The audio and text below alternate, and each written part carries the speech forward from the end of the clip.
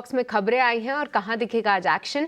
9 बजने के नवरत्न शेयर्स लेकर हमारे साथ अशेषा जुड़ चुकी है। अशेषा, आज के 9 के नवरत्न में सबसे पहले हम BHEL की बात करेंगे। नतीजे अनुमान से कमजोर थे, लेकिन FY25 का जो आउटलुक है वो काफी स्ट्रॉन्ग है। तो नुवामा का मानना है कि हायर प्रोविजनिंग के चलते प्रॉफिटेबिलिटी पर इम्पैक्ट हुआ, लेकिन FY25 की पाइपलाइन काफी स्ट्रॉन्ग है, तो BHEL पर अपनी नजर रखें। इसके अलावा 3 इंफ्रा स्टॉक्स फोकस में रहेंगे ऑर्डर विंस के चलते। सबसे पहले HG इंफ्रा 3200 करोड़ के नए ऑर्डर्स मिले हैं। PNC इंफ्रा को 5000 करोड़ के नए ऑर्डर्स मिले हैं और GR इंफ्रा को 4350 करोड़ के नए ऑर्डर्स मिले हैं। तो तीनों ही स्टॉक्स को नए ऑर्डर मिलने के चलते आज फोकस में रहेंगे।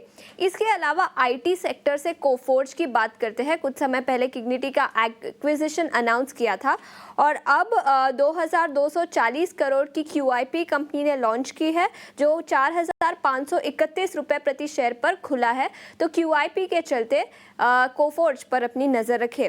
FIAM इंडस्ट्रीज के नतीजे काफ़ी अच्छे रहे हैं। रेवेन्यूज़ में 28% का ग्रोथ दिखा ईयर ऑन ईयर बेसिस पर। इंडस्ट्री से काफ़ी अच्छा ग्रोथ रिपोर्ट किया है FIAM इंडस्ट्रीज ने। उनके जो मेन कस्टमर्स है TVS है, होंडा, सुजुकी, उनका परफॉर्मेंस काफ़ी अच्छा हुआ है, जिसके चलते FIAM का भी रेवेन्यू ग्रोथ काफ़ी स्ट्रॉन्ग रहा है। तो FIAM इंडस्ट्रीज पर अपनी नज़र रखें। डिक्सन टेक्नोलॉजीज, कुछ दिनों पहले कंपनी ने एसर के साथ टाई अप किया था और अब इकोनॉमिक टाइम्स की रिपोर्ट आई है। सूत्रों के हवालों से इकोनॉमिक टाइम्स को खबर पड़ी है कि गूगल पिक्सल 8 स्मार्टफोन का मैन्युफैक्चरिंग अब इंडिया में हो सकता है। तो बड़ी खबर है, डिक्सन टेक्नोलॉजीज भी फोकस में रहेगा।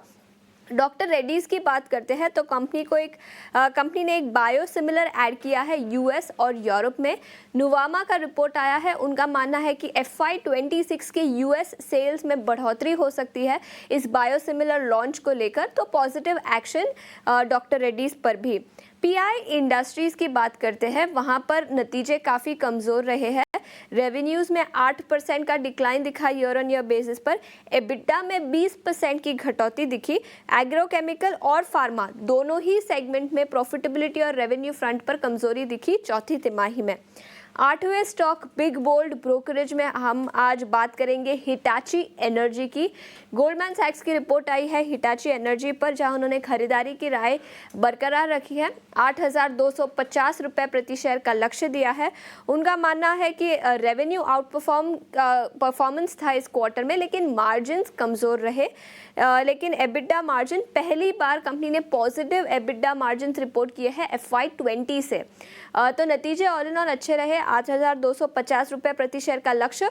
हिटाची एनर्जी पर अपनी नज़र रखें। और लास्ट में IT सेक्टर पर फोकस करते हैं।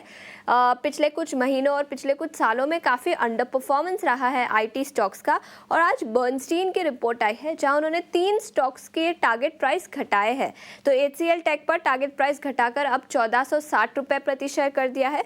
LTI, माइंडट्री और L&T टेक, तीनों ही स्टॉक्स पर उन्होंने टारगेट प्राइस घटाया है। तो बर्नस्टीन की इस रिपोर्ट के चलते IT स्टॉक्स पर नजर रखें। ठीक है, बहुत बहुत शुक्रिया अशेषा, पूरी लिस्ट सामने रखने के लिए। तो ढेर सारे काउंटर्स हैं जिन पे दिखेगा आज एक्शन, और साथ ही ब्रोकरेजेस की रिपोर्ट भी काफ़ी सारे काउंटर्स पे हैं।